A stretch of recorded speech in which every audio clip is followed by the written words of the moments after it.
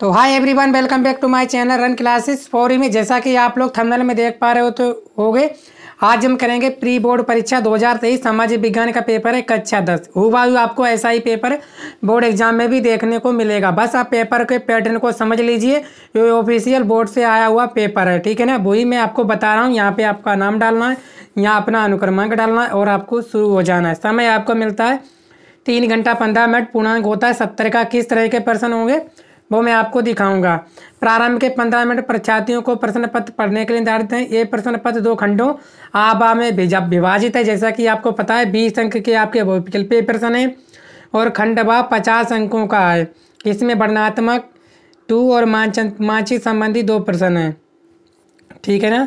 इसमें आपको मानचित्र किसका होगा? भारत का होगा। सभी के अंक आपको सम्मुख दिए हुए हैं। दिए गए मानचित्र को उत्तर पुस्तिका में मजबूती के साथ संकलन करना आवश्यक है। चलिए हम करते हैं। खंड आ बहुत ही महत्वपूर्ण है और आपके बोर्ड पेपर में एक ना एक 2 सवाल आपको जरूर देखने को मिलेंगे। मैं तो कहता हूं कि आपके 20 के 20 आप लोगों को देखने को मिल जाए, ठीक है। कोई टेंशन नहीं, पर आप लोग एक नज़र देख लीजिए। 10 मिनट की वीडियो नहीं होगी, 5-6 मिनट की वीडियो होगी। आप कंप्लीट पूरा देख लीजिए अगर आए हो देखने तब, ठीक है। ये आपके लिए कुछ ज्ञान ही देकर जाएगा, कुछ आपके पास से ले नहीं जाएगा, ठीक है। वैसे ही हुबहू आपको प्रश्न ऐसे ही देखने को मिलेंगे, ठीक है। पहला प्रश्न बोला गया, नेपोलियन का संबंध किस देश था? जर्मनी, इटली, फ्रांस या इंग्लैंड? तो आप सभी जानते हो कि जो नेपोलियन का संबंध था वो था आपका फ्रांस। ऑप्शन नंबर 3 जो है बिल्कुल सही है। आगे, लाल टोपी या टूटी जंजीर प्रतीक है इंसाफ, न्याय की, अत्याचारों की, पिछड़ेपन की या स्वतंत्रता की? तो आप सभी जानते हो लाल टोपी या टूटी जंजीर प्रतीक है वो है आपकी स्वतंत्रता का। ऑप्शन नंबर 4 जो है बिल्कुल सही है। ये तो बच्चा जानता है कि राष्ट्रवाद का प्रारंभ किस देश से हुआ? जर्मनी, इटली, फ्रांस या इंग्लैंड? तो आप सभी जानते हो तो राष्ट्रवाद का जो प्रारंभ हुआ था वो हुआ था आपका कहाँ से? फ्रांस से हुआ था। Option number 3। आगे, रोलेट एक्ट कब पास हुआ? 18 मार्च 1919, 30 अप्रैल 1919, 18 मार्च 1947, 30 अप्रैल 1947। कब हुआ था रोलेट एक्ट पास? तो आप सभी जानते हो वो हुआ था 1919 में हुआ था। सर करेक्ट बताइएगा ना। तो करेक्ट है आपका 30 अप्रैल 1919 में रोलेट एक्ट पारित हुआ था, ठीक है। चलिए 5वां प्रश्न देखते हैं। अब क्या कह रहा है? बोला गया महामंदी का प्रारंभ किस वर्ष हुआ? सन 1919, सन 1924, सन 1929 या सन 1934? तो आप सभी जानते हो जो महामंदी का प्रारंभ वर्ष हुआ था वो हुआ था आपका सन 1929 में। भारतीय संविधान में कितनी भाषाओं को अनुसूचित भाषाओं का दर्जा दिया गया है? 21, 22, 23 या 24? तो आप सभी जानते हो कितनी भाषाओं को दिया गया दर्जा?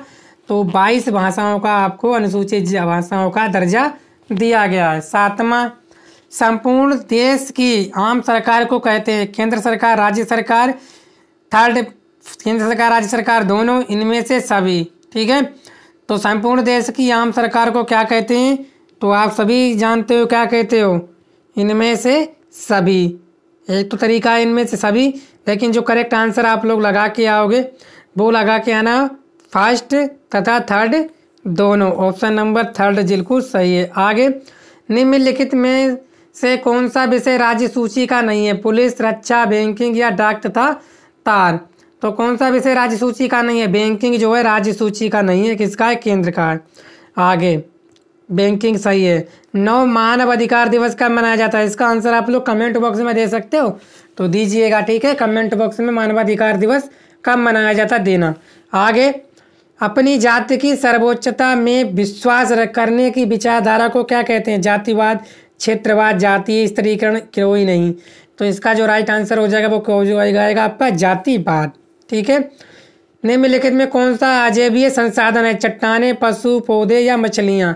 तो अजैविय संसाधन कौन सा है जिसमें जानना वो है आपकी क्या? चट्टानें। आगे, काली मिट्टी किसकी खेती के लिए उपयुक्त है? रबड़, तंबाकू, कपास, गन्ना? ये तो बच्चा जानता है जो काली मिट्टी होती है वो किसकी खेती के लिए होती है? कपास की खेती के लिए, है कि नहीं? बिल्कुल सही है।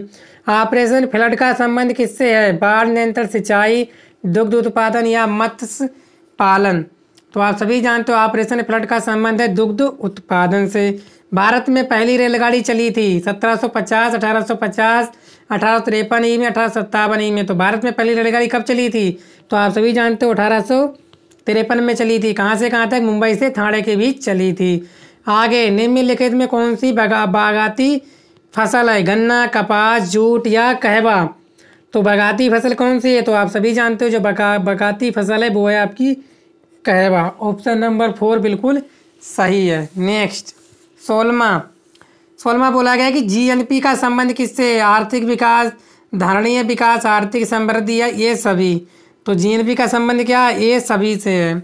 विनिर्माण क्षेत्र किस क्षेत्र में आता है? प्राथमिक, द्वितीय, तृतीय क्या इन सभी? तो आप सभी जानते हो जो विनिर्माण किस क्षेत्र में आता है वो आता है आपका द्वितीय। कि एक प्रश्न आपको जरूर इससे देखने को मिलेगा, तो आप लोग तैयार रहिएगा, ठीक है। आगे निम्नलिखित में से कौन श्रमिक नहीं है? कौन श्रमिक नहीं है?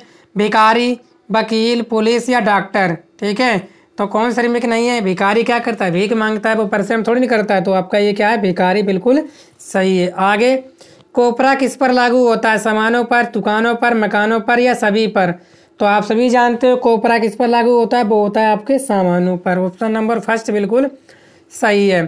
सूचना पाने का अधिकार अधिनियम कब पारित हुआ? अक्टूबर 2004, मार्च 2004, अक्टूबर 2005 या जुलाई 2007? तो सूचना पाने का अधिकार जो है कब पारित हुआ? तो वो हुआ था 18 अक्टूबर 2005 में, ठीक है। तो मानव अधिकार दिवस आपका कब मनाया जाता है? तो मैं बता देता हूँ आंसर, वो बना जाता है 10 दिसंबर, ठीक है। क्लियर। आगे अब हम करेंगे खंड व वर्णनात्मक वन।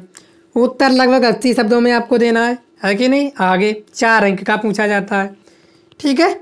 चलिए, गैरिबाल्डी कौन था? वह इतिहास में क्यों प्रसिद्ध है? बिल्कुल सही है, याद कर लेना। रेशम मार्ग क्या था? इसका महत्व स्पष्ट कीजिए। इन दोनों में से आप एक कर लेना, 4 अंक आपके पक्के हैं, ठीक है। आगे 2 लोकतंत्र के अर्थ को स्पष्ट कीजिए, अथवा सांप्रदायिकता लोकतंत्र के लिए घातक है, इसके 2 कारण लिखिए। इन दोनों में से एक करना है आपको। तीसरे में भारत में संचार के साधनों का संक्षेप में वर्णन कीजिए, और भारत में सौर ऊर्जा का भविष्य उज्ज्वल है और क्यों? ये भी इन दोनों में से आप एक कर सकते हो, ठीक है, आप आसानी से कर पाओगे। आगे आर्थिक और नारदी क्रियाओं में अंतर बताइए, ये वाला कर दीजिए, या ये कर लीजिए उदारीकरण किसे कहते हैं, उद्देश्य बताइए, ठीक है। ये सभी आपको करने हैं।